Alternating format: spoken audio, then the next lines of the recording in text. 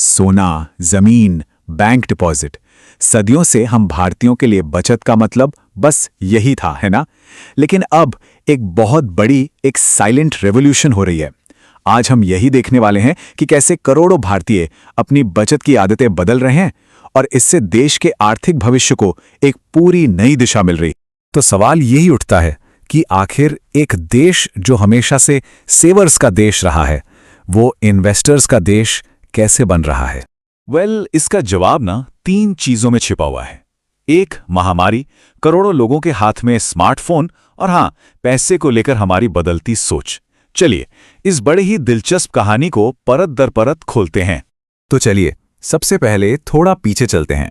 ये समझते हैं कि पारंपरिक भारतीय बचत की आदतें ठीक क्या, मतलब वो नींव जो सोना, जमीन और फिक्स डिपॉजिट पर टिकी थी। तो आखिर सोना हमेशा से पहली पसंद क्यों था? देखिए, इसकी जड़ें ना हमारी संस्कृति और प्रैक्टिकलिटी दोनों में बहुत गहरी हैं।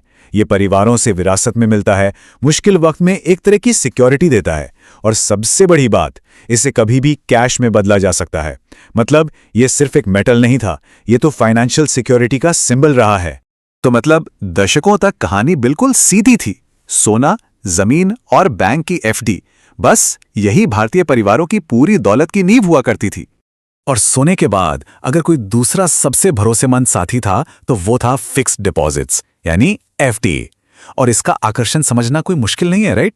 जीरो रिस्क, गारंटीड रिटर्न और ऊपर से बैंक का भरोसा। मतलब मार्केट के उतार चढ़ाव की कोई टेंशन नहीं, ये तो भाई पूरी तरह से सुरक्षा की गारंटी थी। लेकिन फिर कहानी में आया एक बहुत बड़ा मोड़, एक ऐसा टर्निंग पॉइंट जिसने फाइनेंशियल एसेट्स की तरफ झुकाव को अचानक से बहुत तेज कर दिया। और ये बदलाव ना आंकड़ों में एकदम साफ साफ दिखता है। सोचिए, साल 2005 में हमारी बचत का सिर्फ 39.5% हिस्सा ही फाइनेंशियल एसेट्स में था। हाँ, ये धीरे धीरे बढ़ रहा था, पर फिर आया साल 2021। पैंडेमिक ने जैसे सब कुछ बदल कर रख दिया। इस आंकड़े में एक जबरदस्त उछाल आया और 2024 तक ये बढ़कर लगभग 44.7% पर पहुंच गया। असल में हुआ ये कि लॉकडाउन, गिरी हुई ब्याज दरें और हाथ में मोबाइल ट्रेडिंग ऐप्स, इन सब ने मिलकर एक परफेक्ट स्टॉर्म जैसा माहौल बना दिया, जो निवेशकों की एक पूरी नई फौज को बाजार में ले आया। तो सवाल यह है कि ये नए भारतीय निवेशक हैं कौन, और वो कौन से टूल्स हैं जो इन्हें इतनी पावर दे रहे हैं?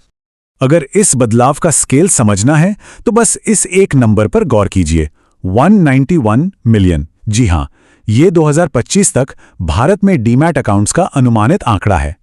जरा सोचिए, सिर्फ 5 साल पहले ये नंबर महज 40 मिलियन था। ये तो मार्केट पार्टिसिपेशन में एक जबरदस्त विस्फोट है। और इस लहर को लीड कौन कर रहा है? देश का युवा। इस डेटा में जो सबसे इंटरेस्टिंग बात है वो ये है कि करीब 40% इंडिविजुअल इन्वेस्टर्स 30 साल से कम उम्र के हैं। ये जेनरेशनल शिफ्ट इस कंपैरिजन से और भी साफ हो जाता है। देखिए, 2018 में एक एवरेज इन्वेस्टर की उम्र 38 साल थी। आज 2024 में ये घटकर सिर्फ 32 साल रह गई है। और इस रेवोल्यूशन में एक और बहुत अच्छी खबर है, और वो है महिलाओं की बढ़ती भागीदारी। हाल के सालों में खुलने वाला हर 4 में से एक डीमैट अकाउंट किसी महिला का है। ये एक बहुत ही पॉजिटिव साइन है। तो ये जो कल्चरल शिफ्ट है, इसे एक लाइन में कहना हो तो कह सकते हैं, खासकर यंग जनरेशन के लिए, कि फाइनेंशियल एसेट्स ही नया सोना है। लेकिन रुकिए, इस इन्वेस्टमेंट बूम की कहानी में एक पेंच भी है, एक बहुत बड़ी चुनौती। सवाल यह है कि जब लाखों नए नए निवेशक बाजार में आ रहे हैं, तो क्या वो वाकई में सफल होने के लिए तैयार हैं? क्या उनके पास सही नॉलेज है? इसका जवाब थोड़ा चौंकाने वाला है।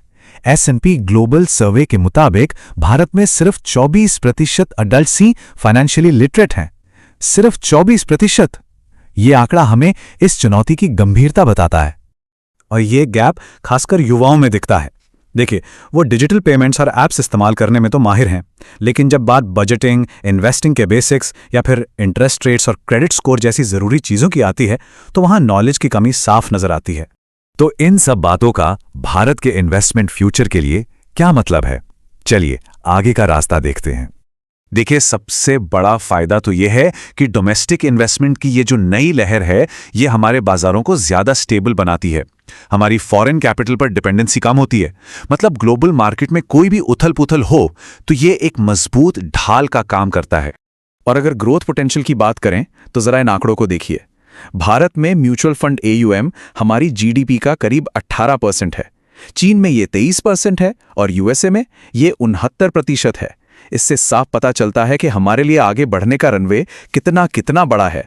ये कोट पूरी इकोनॉमी के लिए जो मौके खुल रहे हैं उसे परफेक्टली समराइज करता है।